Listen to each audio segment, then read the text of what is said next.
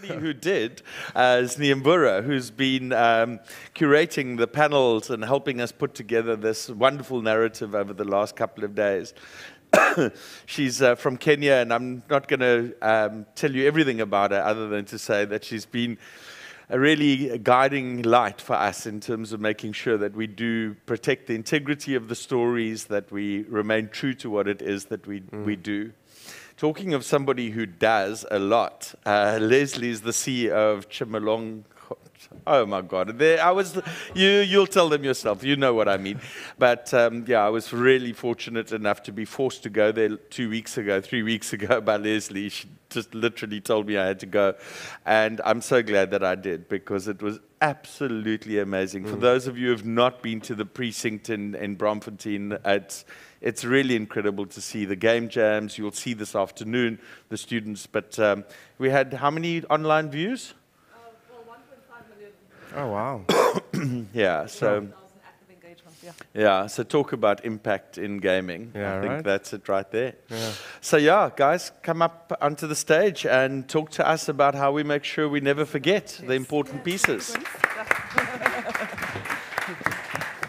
Wow. Can we disrupt things by... Yeah. I'm thinking that we just like go right over the edge there. Yeah. Might happen. Hello, everybody. How are you? Hi, everyone. So, I was watching Ampy now. I just remembered, and to your question earlier, Glenn, I used to play marbles. Now, the thing with marbles, Yes. like, it mostly used to, like, bring the guys on the block together. And I was always, like, the short one, the young one, trying to find my space. And, like, they would always hurt me, like, when I was pushing it. But, like, for me, there was a win in there. And I realize how now, like, how that's impacted me, because I'm still always the short one. So I walk incredibly fast to just kind of like keep up, and other people shouldn't know I'm trying to keep up, which is the same thing that you take into industry, I think, often as a woman. Oh, yeah. In leader, like, you're out there like imposter syndrome, running so fast, you don't realize you're ahead of the curve sometimes, because you're just trying to keep up. Actually setting the curve that people are on, Yeah. and you're forgetting that you're leading the leaders Yeah. in the work that we do. So, yeah. Yeah. So, Lesley and I have now met in real life. Our meeting started in 2021 with Fakugesi. I curated the immersive dialogues, immersive media storytelling dialogues with creators from around Africa. And it was really exciting because I was just getting into the space. So it's really great to finally meet you. Yeah. And finally meet also other people from Tshimolongong. I learned how to say it. I will help you, Glenn. And what the work that is being done. And also, one thing that I wanted to tell you about is how AMPE came here. I curate for Film Africa, and this year it was a 10th anniversary.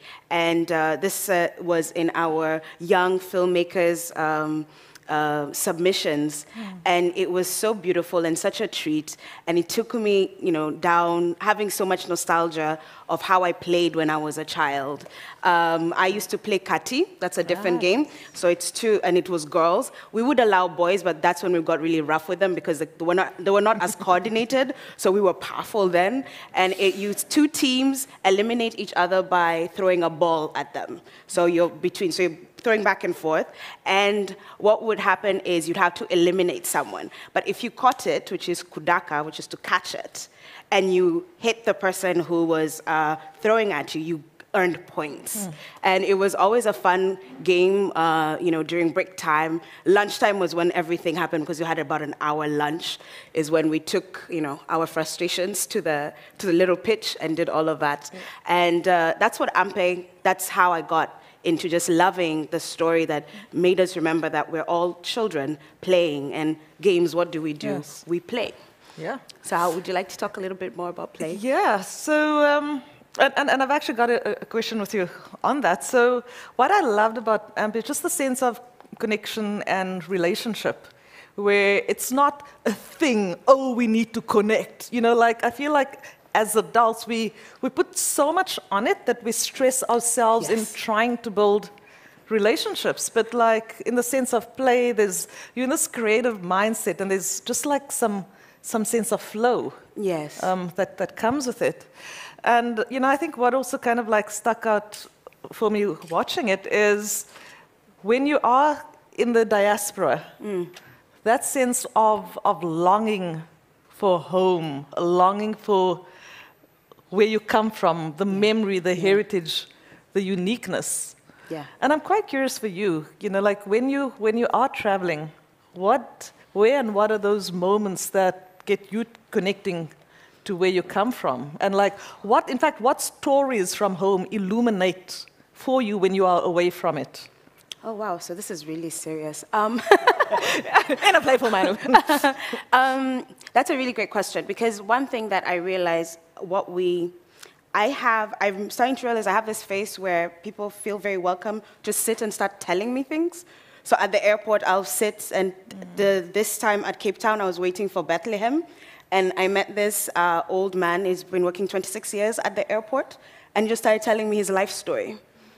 And telling me how the airport has changed. And then slowly, as he felt more, had confidence and was feeling, I guess, the warmth, he now started gossiping to me as the people were passing by. So-and-so does this and so-and-so does that. In a good way, just kind of telling me the life of the airport. And I think for me, what I carry with me is an openness and curiosity. That whenever I meet people, I'm more interested in the why than the what. I'm always looking, and food. Yes. Food. Because we tend to eat the same things, just cooked in different ways. So one of the conversations would be like, in my country, this is da-da-da. And then it opens this conversation, and then people start telling you, particularly from the diaspora, it becomes a story of how they got where you have found them. And it really is a story of humankind, right? So like how we've all ended up in the places that we are through migration and other things. Yeah. I'm actually like laughing inside with reference to food, because there's this video that went viral this week, in fact yesterday, of a tourist here in South Africa complaining to her neighbors about them braaiing. Oh, wow. Having a braai in the morning.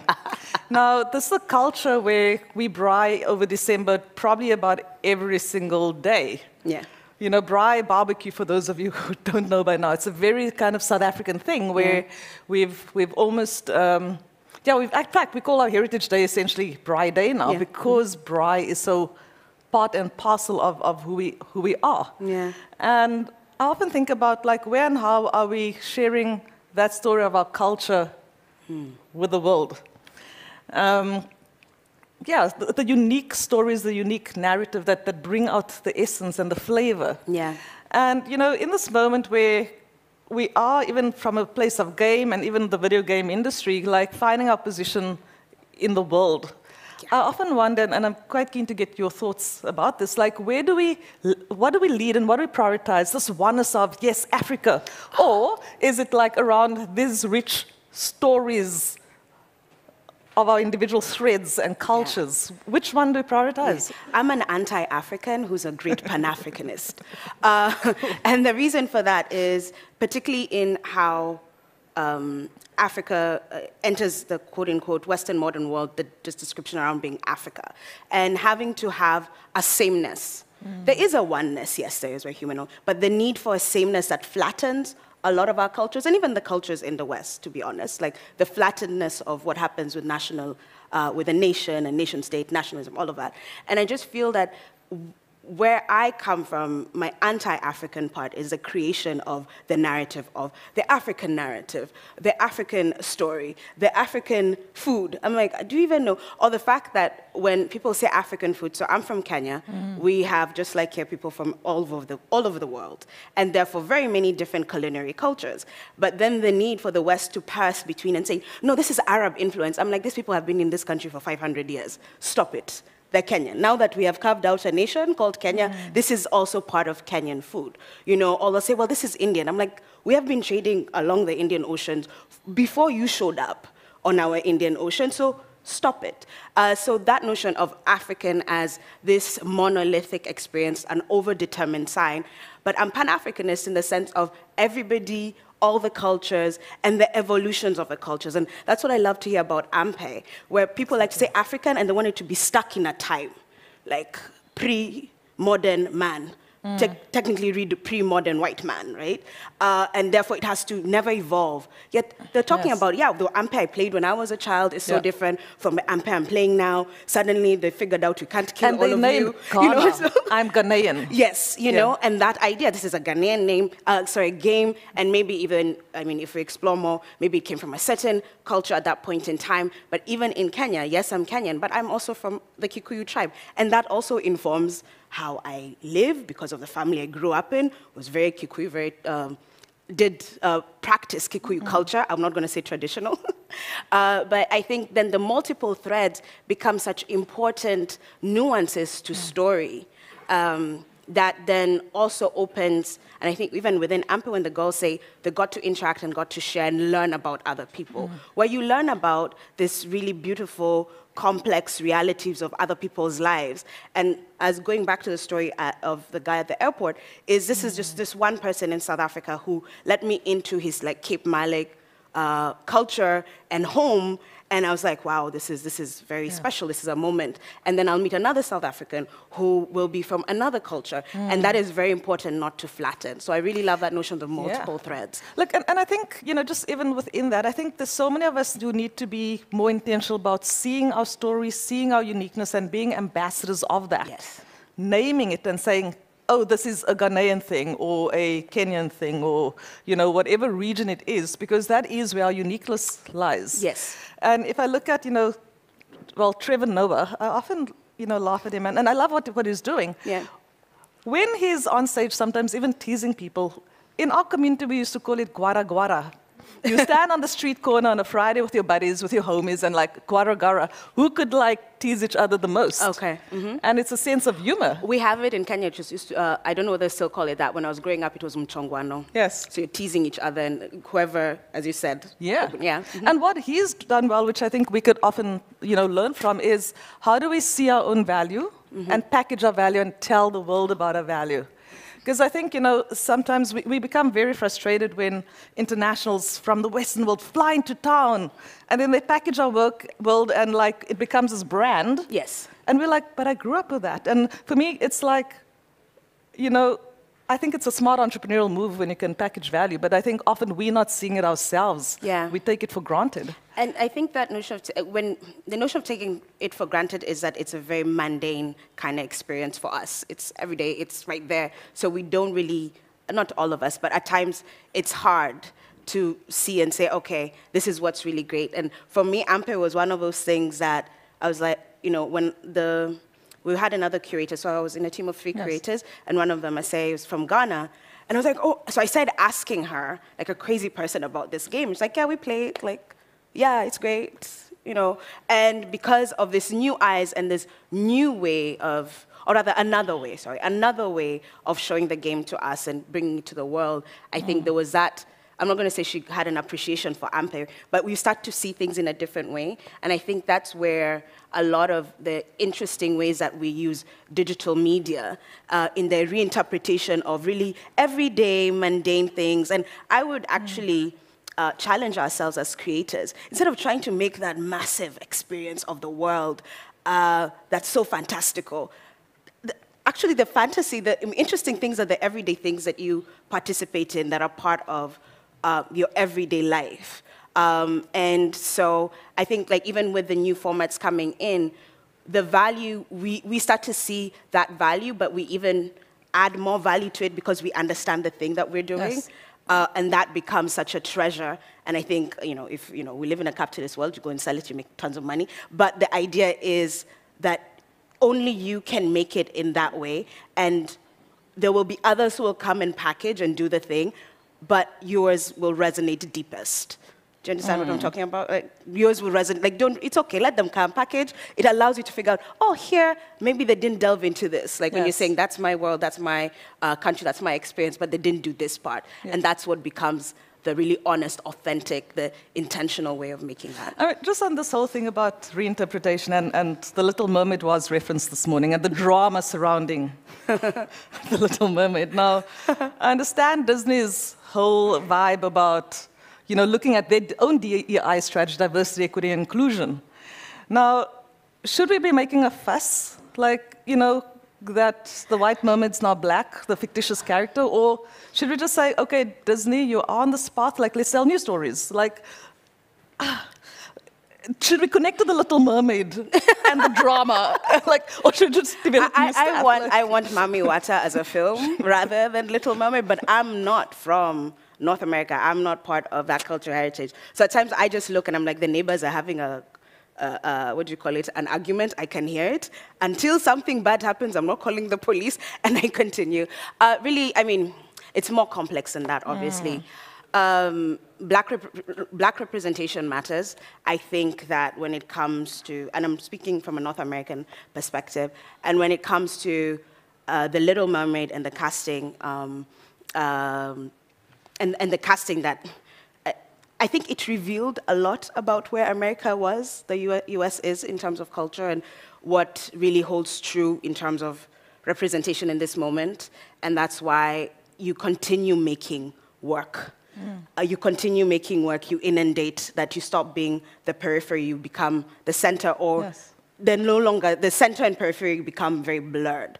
So for me, it makes no sense, but it really tells you the importance of representation and the importance of inclusion, and really the striving for this equity, justice in how we imagine the world. Because can you imagine someone telling you, no, it cannot have a black man? It's a fictitious character. Like, it doesn't exist, but the idea that it can only exist as a white person is deeply troubling. I love that idea about, like, representation is justice, identity, and having your own image on screens is a form of justice, because it is. Yes, it is. It really is. And the idea of the different ways that we tell stories, and you'll see all the different workshops that we have around how this serves communities, how this becomes part of growing empathy, how this becomes a part of, transformational processes in our societies that aren't, for me, I come from technology, so technology meets Africa at development. So I have also an anti-developmental stance around it, where you're anti on a bunch of stuff. Yes, I'm anti a bunch of stuff. You can ply me with Pinotage and I'll tell you more. But the thing is, really looking at how we're interacting with the technologies that we're using and how we're also changing the use of that technology. Just because it has come in one way doesn't mean it has to stick that way. Like, we can become innovative with it. We can be then inspired to take it in a different direction, see how it works for us. So I think that's also really important. And the social justice aspect is, we're not going to solve hunger with an XR game. We're not going to solve hunger with a video game, but we're going to change how we think. But I mean, just on that, so I run a digital innovation hub. By the way, Tshimolongong means place of new beginnings. It's a Setswana word, which means new dawn. Tshimolongong, we'll get there. On our logo, it's broken down. Tshimolongong. So I'm just taking a stab there at Glenn. So if I look at, being African, we often say, like, part of our unique value to the world often is storytelling. It's in our DNA, it's in our heritage, it's part of our makeup, it's part of how we pass story from generation to generation, it's intergenerational. Yeah. And yet, when we look at technology side of, the digital creative fields, so for me, animation, gaming, XR, VR, etc., immersive technologies, what I'm seeing in our work is that there is this disconnect between our heritage of storytelling and those trying to develop studio startups, where they're leading with the technology. And we're playing catch-up of saying, like, you need to blend story and technology. Like, this is what makes an animation or production amazing. Yeah. Where and how do we bridge that gap? And do you have even ideas about why there is a gap? What are we forgetting about ourselves? We're forgetting that it's story. It is, and it's so simple. Okay, for me, it's very simple because that's what I've based my game studio on. It's about the story within which then we find the format. What format does this story take, or what aspect of the story will become interactive, immersive? What aspect of the story will play on screen? Like, I made a game studio that doubles in gaming, as well as other types of new media formats. Story is very important, but also when we look at how we are taught about when you're saying, we're bringing in the kids to learn this and the other, the focus is on technology. A lot of it's very technology biased. The truth is, yes, you need technology as a tool to create the stories that we're talking about. Enable us, yes. And so I think it's going back and always remembering. So when I was leading up an XR exhibition the first XR exhibition in Nairobi, it's called Norma. The link between the artist and the technology guys was the artistic director. I had an understanding of the tech and what we were doing, and I also had a very keen understanding of story.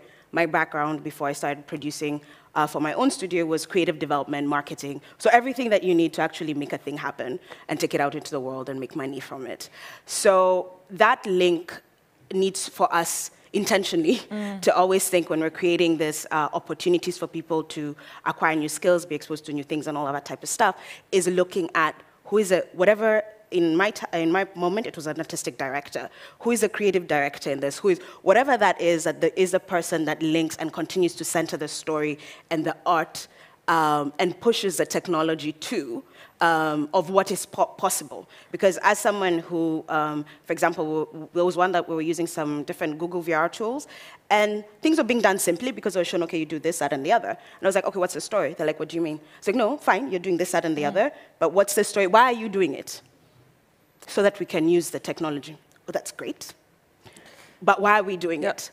And then in them creating the story, suddenly the guy who was teaching them to use it, like, oh, actually you could try and use this setting, and you could use this part of it, and this, oh, actually you could meld it with this. And that is why it's important, because we also then push against each other. So having that in the work that we do, having that center so that it always blends and comes together. And for me, this is the importance of creating interdisciplinary workspaces. Oh, yes. And also part of the roles of hubs, because we're often seeing, even the training in university, there's the business guys that are learning the commerce, and then there's like the artists, and then there's like the techies who are doing their own thing, but they hardly ever mix. So like in our studios, we have a massive focus of like, yes, get the story right, blending with the technology, and then like, how are you taking it to market? How are you understanding your audience? Who and how are you designing for them? And quite often they speak different languages. Like artists are very passionate about their art and like don't mess with it. And I think for me, like the hiding got during lockdown is like, yes, let's maintain the integrity of the art, but if you're speaking about sustainable livelihoods, you also need to understand that business is a pathway around sustainable livelihoods. Yes, and I think another thing, developmental-wise, and maybe it's different in South Africa, is that, for example, in Kenya, from a Kenyan perspective, is a lot of the art was artivism. You guys have heard of that? Where it wasn't meant to make money. So you do have a certain generation of artists who do not think of it as, this is also something that generates revenue. For me, I'm an artivist, and someone is going to pay me to make a certain type of work of art so that it shows that we're activists. That is changing now. Who's the somebody? And this is changing now. And that's why also when you look at funding also influences a lot how we position certain work, and even in creating the hubs, and that's why I love working with you guys, is also thinking about, okay, how does this funding work? What is it doing? How is it informing our processes? Because that also tends to happen. I have one more question. And I have one more comment before. So we started this conversation like yesterday, and we had to stop. And now we're going to stop again and continue. I wanted to know more about, we've talked about like art and tech and blending and kind of getting across the great divide. But what, like with the Tshimolongong and like, for example, the G4CA Awards and what you were able to do, like I wanted to know like the art and tech potentialities that you are seeing out of the hubs that you're creating. I'd like to know more about that. Lots of things to touch on there. I'll try to narrate. So we had our first awards at G4CA this past month, and is looking at the animation, gaming, XR, VR, the various categories. And part of the reason we're doing it is because we really need to raise the profile of this work. The world is hungry for African content, African digital content, and there's not enough supply. And at the same time, while producers are out there and developers are getting out there, there is a gap in the market where intermediaries are not speaking to each other or don't know enough about each other. There's a disconnect. And this is the importance of festivals and being at spaces like Fakagezi or Africa Games Week, that we need to start speaking to each other to build the ecosystem and make sure that we're taking things to market. Now, if I look at, for example, corporates who say that they want to invest in R&D, many of them actually don't want to invest in the developmental cycle. They come in where a project is ready. And then they're okay to commercialize and invest in it. So we really take if you like, a blended finance approach in investing in the talent that comes through the doors of Tshimolongong. Super important that we work with developmental finance to invest in the skills development journey. And then we make sure that the artists themselves know how to take their work to the market, and then we introduce them to corporates. So it's really about bringing this ecosystem together and us all understanding where and how we fit into it. So Tshimolongong is that connecting place. So it provides digital skills development, making sure that the talent is market-ready, industry-ready, speaking to industry needs based on us having convened the industry plus having done research, making sure that there is a business development field through our incubation, like our gaming hub, and then around partnering with festivals around the world to make sure that there's visibility of their work. And because we have to stop, and she had a really great story around like heritage and culture and new media formats, I wanted you to talk about the Robben Island story. That you had mentioned to me, I think. We'll continue talking. Sorry, Glenn, I know. Sorry, I think it's important because we're honoring legacy through games, and it would be just great for you to bring that all together. Sure, I'll just like very, very quick. Ooh, big time is up. Sorry, we ignored that. We ignored that. Just very quickly, there's so many incredible use cases for this work. And one of the quick stories is Robben Island, you know, which is the foundation of so much happening in the world in terms of the global relations. And for those of you who don't know it, that's where Nelson Mandela spent most of his 27 years in prison.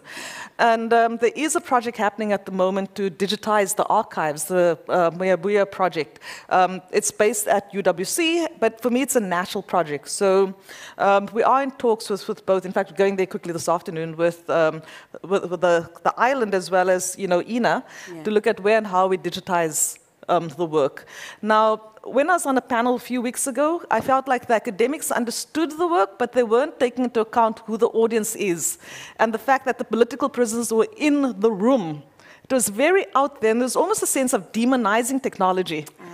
But I think like what digital creatives can do and know how to do is maintain empathy in showcasing the story of the political prisoners. Bringing empathy and also making history relevant to young people in a format that's relevant. So I'll tie it up. I can say loads of this, but before we get kicked off the stage, I'll allow Glenn to do his thing. Guys, thank you so much. And it's, for me, the word that stands out is and, not or. And you can do this, and you can honor the legacy, and you can explore the new technologies, and I think that inclusiveness really speaks to the theme.